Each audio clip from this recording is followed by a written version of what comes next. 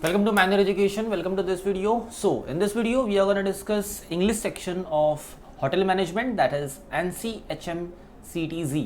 तो इसके बारे में हम लोग डिस्कस करने वाले हैं. बेसिक टॉपिक देखो इस वीडियो में एक्चुअली डिस्कस क्या होने वाला है. So how will you approach to the English section. आप कैसे अप्रोच करते हो NCHMCTZ के इंग्लिश सेक्शन को, किस तरीके से आप सॉल्व करोगे, क्या इंपॉर्टेंट है, आपकी बेसिक प्रिपरेशन क्या होनी चाहिए. बेसिक प्रिपरेशन की बात कर रहा हूँ. It's all about how will you start and how will you approach toward your English section. So now here are some social media handles are there. You can follow us on Instagram and Facebook. Also, if you want to join, you can join on a Telegram and a WhatsApp group. Don't forget to subscribe the channel so you will get important videos and upcoming videos and their updates. Now, अब यहाँ पे syllabus की बात की जाती है तो यहाँ पर general knowledge and current affairs के 30 क्वेश्चंस आते हैं, each having 4 marks. So each having 4 marks, so you would be getting 120 marks of 30 question, right. So accordingly reasoning के लिए 30 क्वेश्चन है, न्यूमेरिकल एबिलिटी, एनालिटिकल एप्टीट्यूड के 30 है, verbal ability that is English section having 60 questions. तो सबसे ज़्यादा questions जो है वो इंग्लिश के ही है और उसमें 4 marks each. So you will be getting 4 into 60, that would be 240 marks. So 240 marks का section है English section and total it is of 800 marks, right.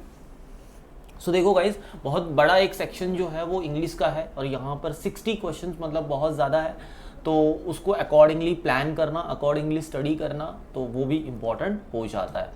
Now English section में क्या क्या क्वेश्चंस, पॉसिबली ज़्यादा करके क्वेश्चंस क्या क्या आते हैं, फेवरेट क्या क्या है, एनालॉजी, सिनोनिम्स, एंटोनिम्स. देखो इनका ना फोकस जो है वोकैब पे बहुत बहुत अच्छा है. वोकैब का यहाँ पे मतलब NCHMCT में बहुत ज़्यादा वोकैब के क्वेश्चंस आते हैं और आपको बेनिफिट भी उसका मिलता है. तो फोकस ऑन दैट, ठीक है. आपकी वोकैब एंड आपकी रीडिंग बहुत अच्छी होनी चाहिए. समटाइम्स वोकैब जो है ना आपकी रीडिंग्स पे बेस पे भी सॉल्व हो जाता है, तो वो भी एक इंपॉर्टेंट है. ऑब्जर्वेशन स्किल आपकी अच्छी होनी चाहिए. और अगर आप मैन्युअल के स्टूडेंट हो तो आपको कोई टेंशन नहीं है, बिकॉज यहाँ पे आपको सारी ट्रिक्स सिखाई जाती है, बताई जाती है और वो ट्रिक्स को आपको अप्लाई करना है. But if you are not manual students then come to us and join us, so you will learn those tricks and you will solve that easily. So now grammar देखो guys, यहाँ पर NCHMCTZ के hotel management के exam में ना जो grammatical questions होते हैं ज़्यादा करके focus error detection, sentence improvement पे, सेंटेंस करेक्शंस पे बहुत ज़्यादा है. तो ये पोर्शन उनके लिए फेवरेट पोर्शन है. अगर मैं मतलब इन दोनों पोर्शन को भी आप अच्छे से कवर करते हो ना, बहुत ज़्यादा आप एग्जाम में अच्छा खासा स्कोर कर सकते हो इन इंग्लिश सेक्शन, ठीक है. Now comprehension, parajumble, idiom and phrases पे बहुत अच्छा फोकस है, इनको भी रेडी रखना, ठीक है. There will be the questions. So questions moderate to difficult level के होंगे, तो आपकी रीडिंग एबिलिटी अच्छी है. सो इसमें आपको कोई प्रॉब्लम नहीं होना है. नाउ आप जब भी प्रिपरेशन कर रहे हो तो कुछ इंपॉर्टेंट टिप्स है, कुछ इंपॉर्टेंट पॉइंट्स है, उनको आपको ध्यान में रखना है. ऑलवेज आपको जो PYQs है, अगर PYQs नहीं है तो जो अकॉर्डिंगली मॉक टेस्ट बनाई गई है, ठीक है, मॉक टेस्ट बनाई गई है, उनका हेल्प लो और वहाँ से ट्राई करो अंडरस्टैंड करने के लिए कि आपके एग्जाम का पैटर्न क्या होता है. एग्जाम का pattern in the sense questions किस तरीके से आते हैं, क्या टाइप्स ऑफ क्वेश्चंस, क्या पैटर्न्स ऑफ क्वेश्चंस आपको मिलते हैं और उनको कैसे अप्रोच करना है, वो आपको जाके देखना है. It is not all about कि हाँ इंग्लिश में ग्रामर का इतना आता है वो क्या, नहीं, ऐसा नहीं होता. आपको सिनोनिम के क्वेश्चंस किस तरीके के आते हैं, क्या वर्ड है, कैसे टर्मिनोलॉजी ज़्यादा करके यूज़ होते हैं, आप कितने फैमिलियर हो रहे इन टर्मिनोलॉजी से, ये आपको सीखना है. और अगर ये आपको सीखना है तो आपको PYQs देखने हैं. PYQs अगर नहीं मिलते हैं तो आप यूट्यूब पे एनालिसिस देख सकते हो, मैनर के चैनल पे भी होगा. और अदरवाइज भी अगर आपको स्टडी करनी है तो मॉक टेस्ट ले लो. मॉक टेस्ट में आपको बहुत ज़्यादा बेनिफिट मिलता है, बिकॉज वहाँ पे भी कंपाइल्ड जो क्वेश्चंस होते हैं जो कि प्रीवियस ईयर के बेस पे होते हैं तो वो भी आ जाते हैं, तो आपको बहुत ज़्यादा बेनिफिट वहाँ से भी मिल जाता है. Now important is to be aware of types of question. मैंने अभी कहा टाइप्स ऑफ क्वेश्चंस बहुत इंपॉर्टेंट होते हैं कि आपको किस टाइप से क्वेश्चन की फ्रेमिंग है या क्या टर्मिनोलॉजीज यूज की जाती है, how would you understand that. Then time management guys, time management यहाँ पे बहुत ज़्यादा इंपॉर्टेंट हो जाएगा. 60 क्वेश्चन होंगे तो 60 क्वेश्चंस को अटेम्प्ट करने के लिए आपको अकॉर्डिंगली मिनिमल टाइम आपको देने होगा. इफिशिएंट रहना है, ना कि आपको एक्यूरेट से ज़्यादा इफिशिएंट होना पड़ेगा. एक्यूरेसी तो ठीक है, वो तो आपको एग्जाम को क्रैक करवाएगी, लेकिन अगर इफिशिएंसी नहीं है तो वो एक्यूरेसी आपकी ज़्यादा होकर भी कोई फायदा में नहीं रहेगी, बिकॉज आपको मार्क्स ज़्यादा नहीं मिलेंगे. आप एक्यूरेट हो जाओगे लेकिन टाइम अगर ज़्यादा वेस्ट करोगे तो मतलब नहीं बनता. तो इंपॉर्टेंट है कि एक्यूरेसी विद एफिशिएंसी आपको यूज़ करना होगा. तो then you will be able to crack very easily and you will be getting good score और द हाईएस्ट स्कोर. देन अब यहां पर ये तो इंपॉर्टेंट चीज हो गई just to approach to the English section, but then what will you do for the preparation और इन द प्रिपरेशन. बेसिकली आपको ग्रामर पे बहुत ज़्यादा अच्छे से फोकस करना है गाइस। ग्रामर पे मतलब इतना अच्छे से फोकस कर लो ना कि ग्रामर को अच्छे से याद कर लो, समझ लो, प्रैक्टिस करो, जितने चाहे क्वेश्चंस ले लो, error detection, sentence improvement, practice करो, डेली प्रैक्टिस में रखो, डेली रिवीजन के बेस पे रखो। डेली प्रैक्टिस का मतलब होता है करो 10-15 क्वेश्चंस करो, 20 क्वेश्चंस करो, जो मिलते हैं ना सॉल्व करो। जाके एक बार दिन में एक बार जाके नज़र घुमाओ, रीडिंग जो भी रूल्स है, जो भी ग्रामर के रूल्स है, जो भी बेसिक ग्रामर है, उसको ऊपर जाके नज़र घुमाओ, आपको उसमें हेल्प मिलेगी। Word power made easy, technical things है, टेक्निकलिटीज़ है, आपको टेक्निकल थिंग्स यूज़ करनी है, ट्रिक्स यूज़ करनी है, तो word power made easy is for you.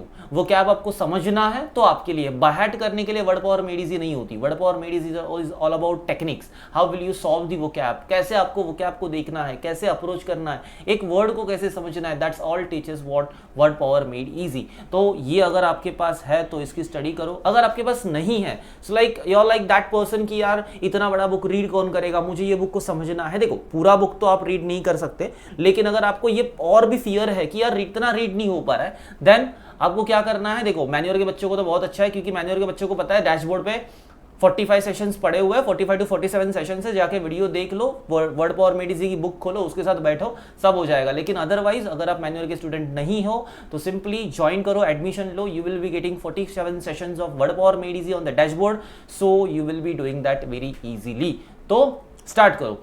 Now strategies develop करनी है। स्ट्रैटेजी कैसे डेवलप करोगे? देखो स्ट्रैटेजी डेवलप करनी होगी तो पहले तो पीवाईक्यूज देखोगे, राइट। पीवाईक्यूज देखने के बाद आपको अंदर एक आइडिया आ जाएगा कि आपके एग्जाम में होता क्या है।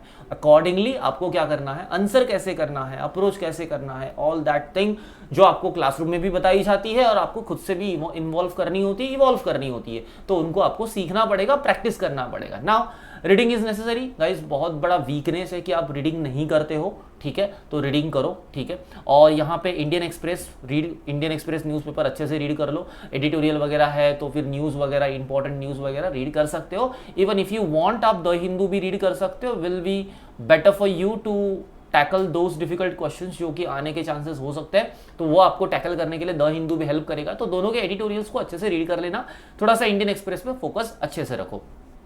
देन आपको रेगुलरली क्या करना होगा, आपकी जो भी प्रिपरेशन आप कर रहे हो गाइज उसको रिव्यू करना, वेरी इंपॉर्टेंट, रिवाइज करना उससे भी ज़्यादा इंपॉर्टेंट। और अगर ये सब करते हो तो इसके बाद आपको करना होता है इम्प्रूव। दैट मीन्स यहाँ पे जो आपको मिस्टेक्स मिलेगी उन मिस्टेक्स को आपको क्या करना है, आगे कंटिन्यू नहीं करना है। फॉर दैट रीजन आपको इंप्रूवमेंट करना इंपॉर्टेंट है। सिर्फ रिव्यू करोगे, सिर्फ रिवाइज करोगे, कुछ नहीं होता। इससे सिर्फ आपको गलतियां समझ में आती है, लेकिन गलतियों को इंप्रूव करोगे, that will affect your result, that will give you good result in the exam. Now ये तो हो गया कि आपने अप्रोच कैसे करना है, कैसे आपको डेली बेसिस पे प्रैक्टिस करनी, ये आपने देख लिया। एक पैटर्नाइज आइडिया बना लेते, एक पैटर्नाइज थियोरी या फिर एक टेक्निक बना लेते कि कैसे आप इनको प्लान करोगे, कैसे ये चीज़ें प्लान होगी। देखो सबसे पहला तो आप ये सारी चीज़ें देख लोगे, that is all about the pattern of exam, right. ये आपने पैटर्न देख लिया। यहाँ पर आपको फोकस ज्यादा करके किस पे करना है, वोकैब पे करना है, ठीक है। वोकैब पे हो, ग्रामर पे हो, बहुत अच्छे से फोकस करो गाइज। अगर ये कर लेते हो, आई बेट यू कि आप 80 to 90% तो अच्छे से कवर कर जाओगे, इंग्लिश के सेक्शन को अच्छे से क्रैक कर पाओगे। देन स्टडी प्लान में आपका क्या होगा, सबसे इंपॉर्टेंट टाइम टेबल। देखो guys time table very important, ठीक है। आप टाइम टेबल बना लो, क्या स्टडी कर रहे हो, कभी कर रहे हो, कौन से टॉपिक कब कवर करने। ये मंथली बेसिस पे भी हो सकता है, वीकली बेसिस पे भी हो सकता है, ठीक है। सो आपको ऐसा नहीं करना है कि टाइम प्लान मतलब क्या करूँ, कैसे करूँ, ये मंथली एंड वीकली बेसिस पे भी होता है, तो आप वो कर सकते हो। देन प्रैक्टिस मॉक गाइज, आप मॉक टेस्ट को प्रैक्टिस करना है। इनकी अलग अलग टाइप ऑफ स्ट्रैटेजीज है। अगर किसी को चाहिए तो वो अपने प्रिपरेशन के टाइम पे टॉपिक वाइज टेस्ट दे दे। लाइक जब भी आप प्रिपेयर कर रहे हो, अभी समझो प्रैक्टिस कर रहे हो, प्रैक्टिस में कोई टॉपिक्स हो गए तो उनकी टॉपिक टेस्ट दे दो। देन आफ्टरवर्ड जब भी आपका प्रिपरेशन, आपको ऐसे लगता है कि मेरा प्रिपरेशन फर्स्ट टाइम आप जब स्टडी करते हो और आपकी कंसेप्चुअलिटी कंप्लीट हो जाती है, अंडरस्टैंडिंग कंप्लीट हो जाती है, तब जाके आप एक मॉक टेस्ट दे दो, ठीक है। उसके बाद अगर आपको समझो ऐसा होता है कि थोड़ी बहुत और अच्छे से प्रैक्टिस हो गई, फिर एक मॉक टेस्ट दे दो, डिफिकल्ट हार्ड लेवल, धीरे धीरे अप्रोच करते जाओ, जिससे कि आपकी इंप्रूवमेंट बढ़ती जाएगी। देखो गाइस, एक ही बार में इजी, एक ही बार में डिफिकल्ट, एक ही बार में मॉडरेट सारी मॉक टेस्ट देने लग गए तो कुछ नहीं होगा। आपको धीरे धीरे पहले प्रैक्टिस करनी है। एक बार इजी मॉक टेस्ट दो, देन उसको इंप्रूव करो, थोड़ा सा और प्रैक्टिस करो, देन जाके मॉडरेट दो, इससे आपको रिजल्ट अच्छा मिलेगा। नाउ टाइम टेबल आपने क्या किया, यहां पर पैटर्न के लिए बनाया कि आपने इसके लिए ये टाइम टेबल बनाया था ना, अब आपको क्या करना है, यहाँ पर स्टेप 4 में क्या करना है, आपको डेली बेसिस का टाइम टेबल बनाना है। आप कितने क्वेश्चन सॉल्व करोगे, क्या करोगे, इन सारी चीज़ों को आपको यहाँ पे डेली बेसिस पे टाइम टेबल बनाना है। कितना टाइम देना है, कितने टाइम आप स्टडी करोगे, कितने टाइम आप सेक्शन को दोगे, कितने टाइम आप क्वांट के सेक्शन को दोगे, ये यहाँ पर होगा। देन इसी में आपको एग्जाम के क्वेश्चन सॉल्व करते वक्त आपको ईच क्वेश्चन कितने टाइम देना है, कितना टाइम आपको अलॉट करना है, वो भी आपको देखना होगा। ईच सेक्शन में ईच क्वेश्चन आपको कितना टाइम अलॉट करना है वो भी इंपॉर्टेंट हो जाता है। कुछ क्वेश्चंस मॉडरेट होते हैं, कुछ क्वेश्चन डिफिकल्ट होते हैं, तो अकॉर्डिंगली आप टाइम अलॉट करो। देन रिवीजन करना इज मस्ट। रिवीजन नहीं करोगे गाइस कोई फायदा नहीं होगा, आप जितना भी कर रहे हो सब पानी में चला जाएगा। कंसेप्ट समझ में आ जाएगी, क्लासरूम में आओगे सीख जाओगे, लेकिन रिवीजन नहीं करोगे सब भूल जाओगे, तो ब्लर हो जाएगा, तो कोई फायदा नहीं बनता। तो revision is must. Now some of the questions जो बहुत ज्यादा यू कैन से कि ये टाइप के क्वेश्चंस बहुत ज्यादा आते हैं, तो देखो एक बार मोस्ट एक्सपेक्टेड क्वेश्चंस है, आपको इसी टाइप के क्वेश्चंस मोस्टली आपके एग्जाम में देखने मिलेंगे। नाउ फिलअप का एक क्वेश्चन है। फिलअप के क्वेश्चंस में जो जनरली ये लोग क्या करते हैं ना, वोकैब के और ग्रामर को मिक्सचर करके पूछ लेते हैं, ठीक है, तो आपको उसी तरीके से इसको अप्रोच करना होगा। सो अब यहाँ पे जो क्वेश्चन पूछा गया है ना, इसमें आपको वोकैब मिलेगा और ग्रामर भी मिलेगा। तो देखो यहाँ पे क्या पूछा है, we offer dash to all who ask. अब यहाँ पर आपको चाहिए क्या, एक तो आपको यहाँ पे सिंपली उन्होंने नाउन पूछा है, it is not a verb, it is not an adjective, they are simply asking you noun. तो अगर नाउन यहाँ पे फाइंड आउट करोगे तो आपको क्या मिलेगा, यहाँ पर आपको देखो काउंसिल करके मिला हुआ है, this is your answer council. Counsellor नहीं होगा, ये पर्सनालिटी है, they are not asking you personality, they are not asking you any personality, ये तो यहाँ पे स्पेलिंग्स भी रॉन्ग होंगी। फिर ये काउंसिल एक अथॉरिटी है, ये एक तरीके से एक ऑर्गेनाइजेशन है, ये आपका आंसर नहीं हो सकता, they are simply asking for this one, right.